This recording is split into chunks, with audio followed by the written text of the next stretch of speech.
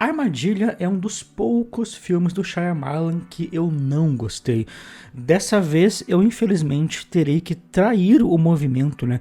Trair a minha própria facção para falar sobre esse longa. Eu vejo coisas interessantes no filme, principalmente na primeira parte. Acho que ali o Shyamalan consegue manter um controle e um rigor bem instigante, mas eu acho a segunda parte muito ruim. Acho ruim em quase todos os aspectos, tanto aspectos estéticos, dramáticos, como na forma em que a trama passa a se estruturar.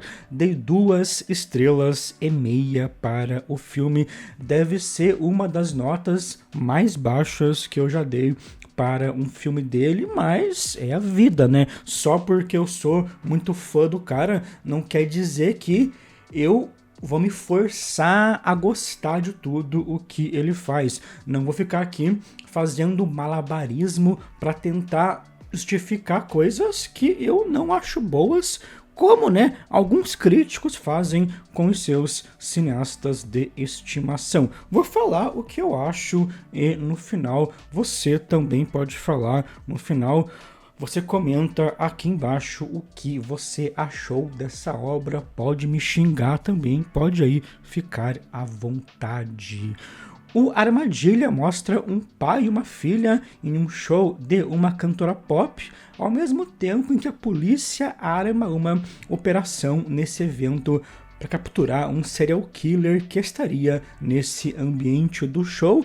Logo, descobrimos que o pai da filha é o serial killer e ele passa a buscar maneiras de fugir daquela situação, de fugir daquela armadilha que foi preparada para ele.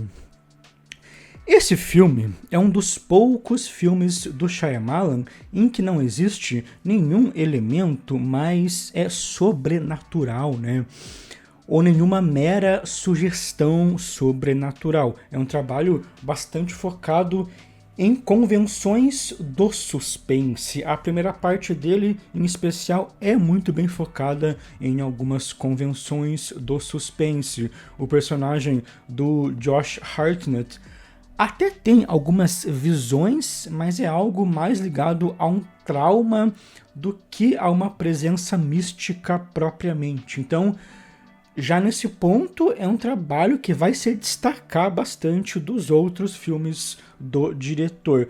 Mas ainda assim, apesar dele não ter esse lado aí evidentemente metafísico, ele vai lidar assim com um tema central do Shyamalan, que é mostrar esse indivíduo traumatizado que passa por um tipo de evento definidor, passa por um tipo de renascimento ou pretenso renascimento devido aos eventos do filme. Em quase todas as obras do Shyamalan existe aí uma tentativa de cura dos indivíduos através de um processo que passa pelos eventos do filme, que passa pelas viradas dramáticas do filme. Então, ainda que não seja um trabalho com aspectos metafísicos diretos, ele ainda irá dialogar com esse tema que é bem caro, né, ao cineasta.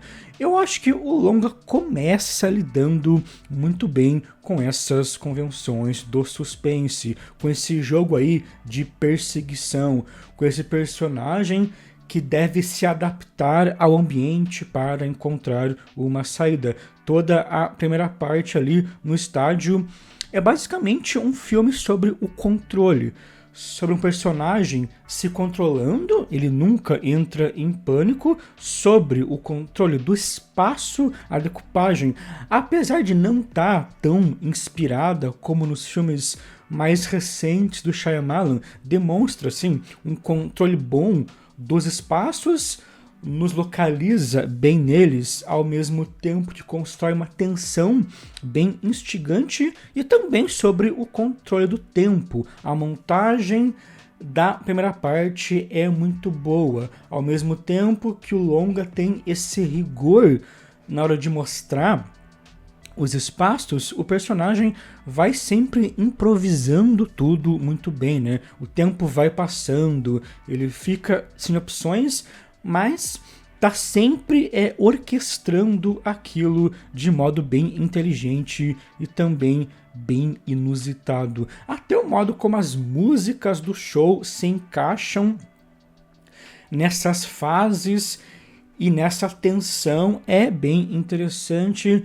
Você percebe que tudo foi pensado, né? Que esse jogo de alternâncias nesse ambiente foi muito bem pensado e até as músicas vão se encaixar muito bem nesse sentido. Essa parte também terá um humor bem característico do Shyamalan, um humor mais ácido e ao mesmo tempo meio caricato na caracterização de alguns coadjuvantes. Então, em toda essa primeira parte do filme existe um diálogo muito forte com um suspense mais clássico, um suspense mais ágil, tanto na estrutura dos acontecimentos como na decupagem, como na forma que o Shyamalan filma aquilo. Inclusive, é uma decupagem até mais comum, entre aspas, se comparada com os longas recentes do Shyamalan. Não é aquela decupagem mais fragmentada do Batem a Porta ou aquela decupagem mais virtuosa e cheia de panorâmicas do tempo. Existem panorâmicas, mas elas sempre respondem a uma ação mais prática ali da cena. A decupagem nesse filme, né, nessa parte, é bem mais prática. Depois dessa parte do estádio, na segunda parte do filme, existe o que parece ser uma espécie de subversão do suspense, ou pelo menos uma tentativa de subversão do suspense. É uma parte mais dramática, em que o serial killer vai aos poucos perdendo o controle de tudo, e as próprias situações do filme se encadeiam a partir de uma lógica mais arbitrária e mais frágil. Eu não acho que isso é um problema, não acho que essa arbitrariedade das situações na segunda parte seja um problema. Provavelmente muita gente vai reclamar disso nesse ponto do filme não ser verossímil nessa parte, mas esse não foi o meu problema. Inclusive, alguns dos filmes do Shyamalan que eu mais gosto possuem, né, essas arbitrariedades de modo até menos realista do que nesse filme. Eu acho que o grande problema dessa segunda parte é que não existe uma abordagem equilibrada, não existe uma proposta estética e dramática equilibrada para executar essa subversão. Não existe uma direção forte para articular isso. Parece que as cenas do roteiro simplesmente acontecem sem nenhum tipo de proposta estética ou de ritmo ou de resolução dramática que vá unir tudo aquilo. Sendo assim, a partir da segunda parte, tudo vai perdendo o seu impacto aos poucos. A começar já pela virada entre os protagonistas. A cantora do show, a Saleka Shyamalan, também vira, né, uma protagonista nessa parte. Passa a ter um papel muito importante nessa parte, mas ela é muito fraca. A figura dela tem uma presença fraca, a atuação dela é bem apagada, sendo que a atuação e a presença do elenco são elementos muito essenciais nos filmes do Shyamalan, seja quando é uma atuação mais dramática ou mais caricata, mais exagerada. No caso dela, é uma atuação simplesmente apagada que não vai para nenhum desses dois lados. Além disso, os acontecimentos na casa, de modo geral, me parecem bagunçados, não de um jeito bom. parece que tudo se resolve de modo muito apressado e os eventos em si funcionam de modo isolado também de um jeito ruim. Aquela cena na sala, com a família, com todos, tem um ritmo. Aquela cena no banheiro durante a live tem um outro ritmo mais tenso, mas que a atuação da Saleka atrapalha. A cena dos dois no carro tenta ir para um lado mais intimista, mais dramático, quando a Saleka imita a mãe do cara, imita, né, a mãe do Cooper num jogo ali psicológico, mas é uma cena que tenta construir isso em pouco tempo, tenta fazer isso do nada e não convence, não dá certo. Parece que em toda essa segunda parte as cenas vão se amontoando, vão se desconectando, e qualquer tipo de impacto é perdido a partir disso. Geralmente, os atos finais dos filmes do Shyamalan são tão bons porque mesmo que ele parta de eventos pouco lógicos, existe um acúmulo dramático que vai se formando até uma cena X, até ali uma espécie de catarse em que o protagonista é curado, entre aspas, ou renasce de algum modo. Isso até existe aqui, essa cena em si até existe nesse filme, mas ela não tem nenhum tipo de impacto como as cenas dos outros filmes. Parece que ele vai propondo possíveis momentos finais, vai amontoando esses possíveis momentos finais e alongando o filme sem ter essa preocupação por uma conexão dramática ou rítmica entre tudo isso. Conceitualmente falando, eu até acho que essa falta de conexão ou que essa confusão dos eventos pode fazer sentido dentro da proposta do longa. Na medida que o cara perde o controle sobre as coisas, o filme também vai meio que perdendo esse rigor, né?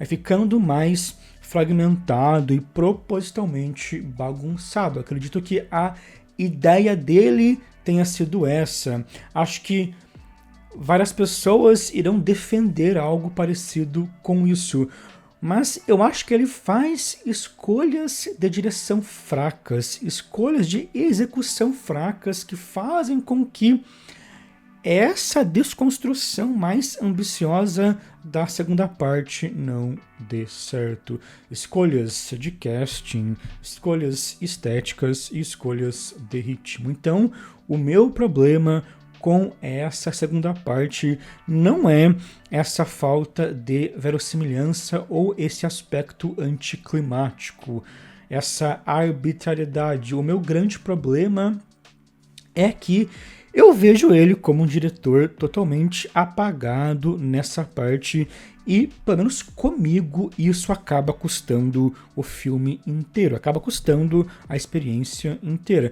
Apesar de eu gostar da primeira parte ou da parte lá no estádio, essa falta de uma visão cinematográfica da segunda parte custa o filme comigo, porque acaba com todo o possível impacto dramático. Eu queria comentar agora de algumas questões estéticas e técnicas um pouco mais específicas do filme. O Shyamalan é um diretor bastante preocupado, né, com esse lado estético.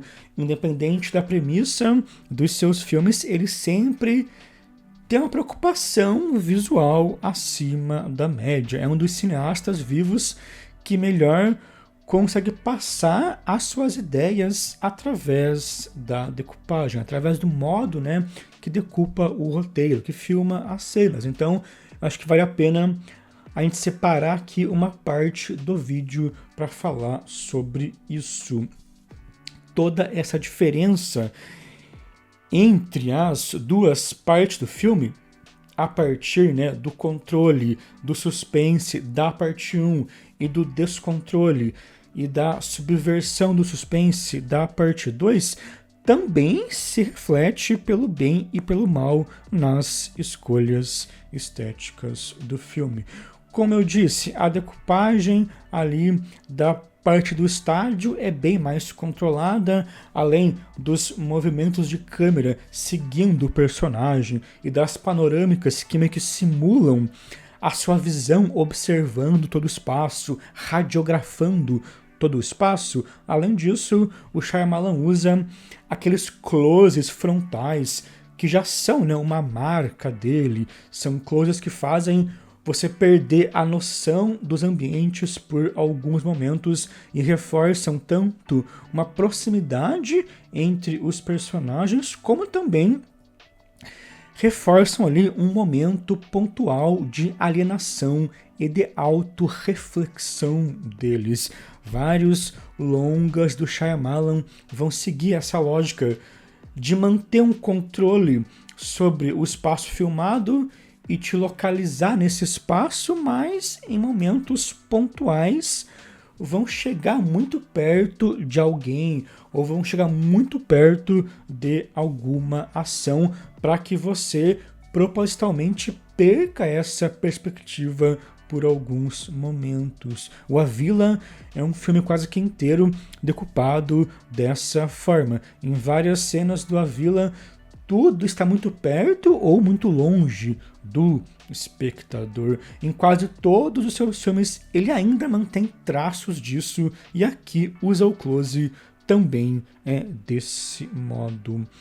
Nessa primeira parte, ele também faz alguns planos com o split diopter, que é aquela lente convexa que fica na frente da lente da câmera e divide o foco em dois. Então, você tem um elemento longe e um elemento perto da câmera, igualmente focados. O De Palma usa isso muito. Aqui isso é muito bem usado para reforçar também essa questão do controle, de que apesar, né, de várias coisas ocorrendo em níveis distintos, o cara ainda está em controle, tem uma visão daquilo de algum modo, daqueles níveis distintos de algum modo. Então, na primeira parte nós temos essa abordagem mais rigorosa, que eu gosto e que eu acho que funciona. Não acho que é tão inspiradora como a decupagem dos filmes recentes, mas eu gosto, eu acho que funciona. Enquanto que na segunda parte do filme, ele até vai manter um rigor, vai manter os planos fixos, vai localizar bem os personagens nos espaços, mas eu não sinto que a tensão das cenas da segunda parte estão relacionadas com a decupagem. Me parece uma decupagem muito mais banal, principalmente a gente comparar, por exemplo, com as cenas de suspense do Batem à Porta. Ali sim, ele decupa de um jeito muito inventivo e ainda sugestivo em relação à tensão que está em cena.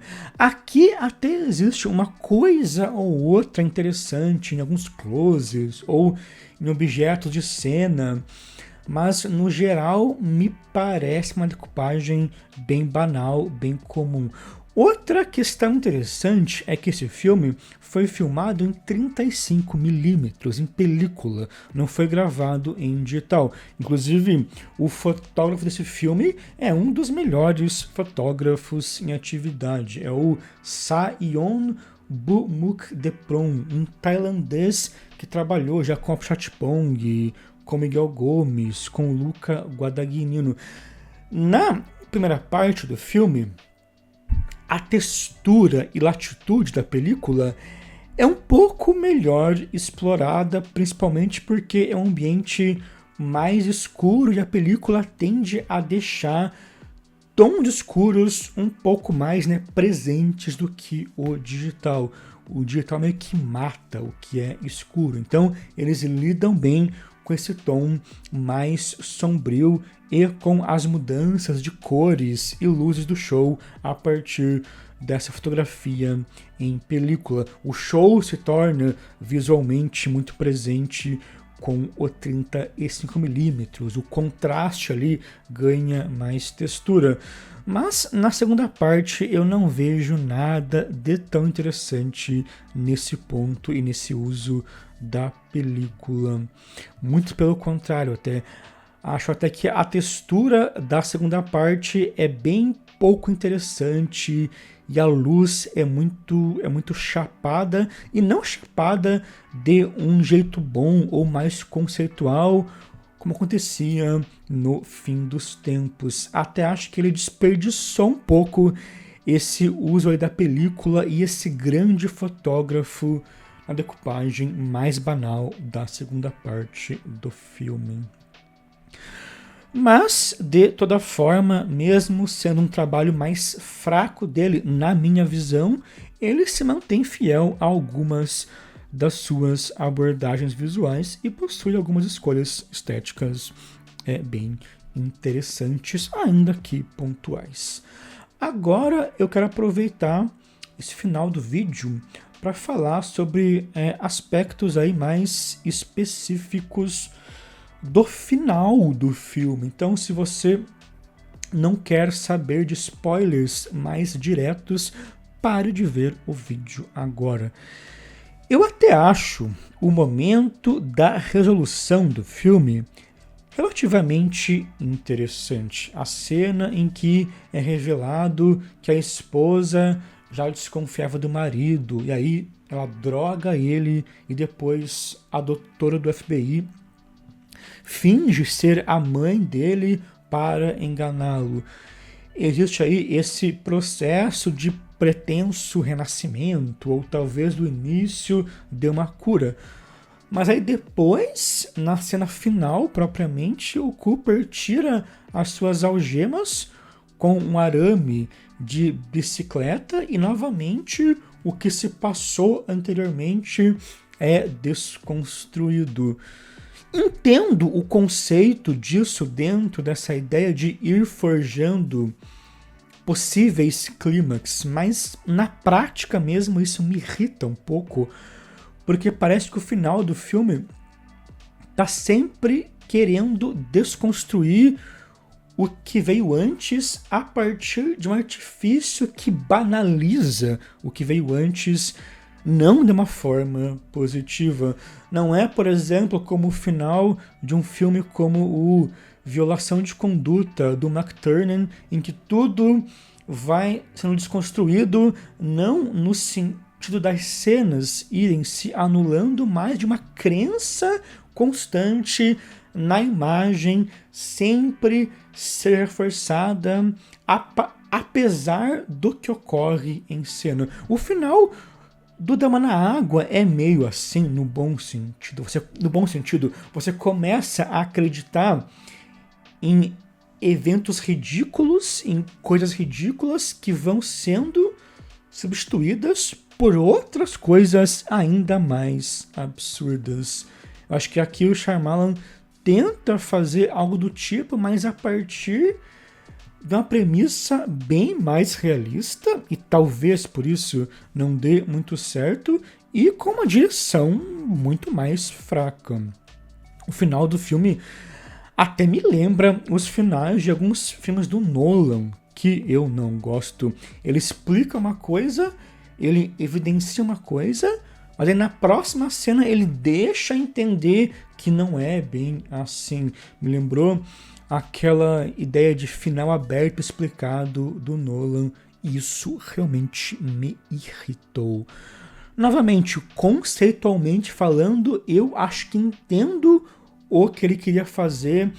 Eu acho que é uma coisa parecida com o que o McTiernan fez no Violação de Conduta, mas a execução é totalmente sem personalidade, o que faz com que o final não tenha qualquer tipo de impacto e soe mais como um joguinho que me lembra as coisas ruins do Christopher Nolan. Enfim, é isso, pelo menos pra mim, deu ruim, não gostei do filme.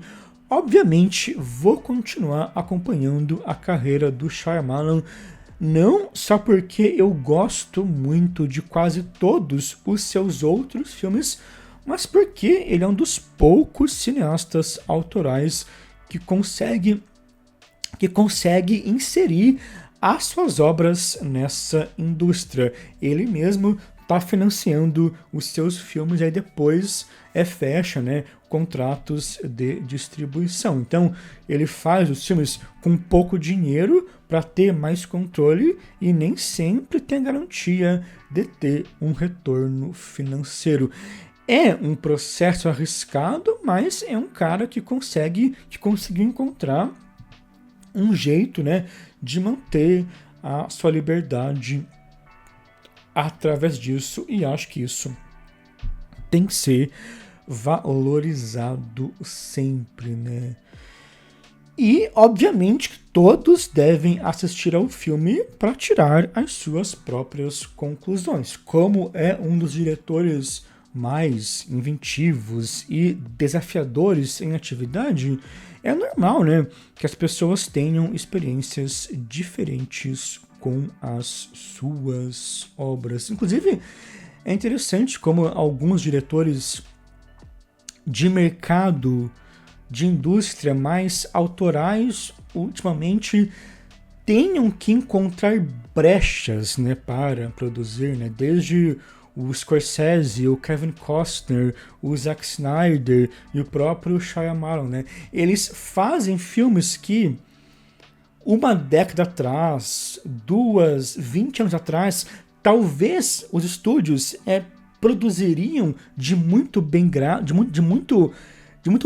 grado, mas hoje em dia eles precisam encontrar algum jeito de conseguir produzir obras que vão dialogar com aspectos mais comerciais e mais clássicos. Isso acho que é um dado muito perigoso, né, da indústria. É um sintoma, né, bem perigoso da indústria. Essa maneira que os estúdios não se arriscam mais e que cineastas industriais autorais precisam encontrar um outro caminho. Talvez o James Cameron seja um cara que ainda consegue ter, né, um apoio ali dos estúdios, e o Nolan, mas o Nolan já é um caso mais à parte. Mas bom, é isso. Para quem já assistiu, me digam aí nos comentários o que vocês acharam do filme. Me digam, né, se eu posso ser considerado um traidor do movimento ou se eu posso ainda fazer parte da facção que eu mesmo, né, ajudei a fundar. Curtam esse vídeo, compartilhem esse vídeo, se inscrevam no canal. É importante que o canal cresça para eu continuar postando, e até a próxima.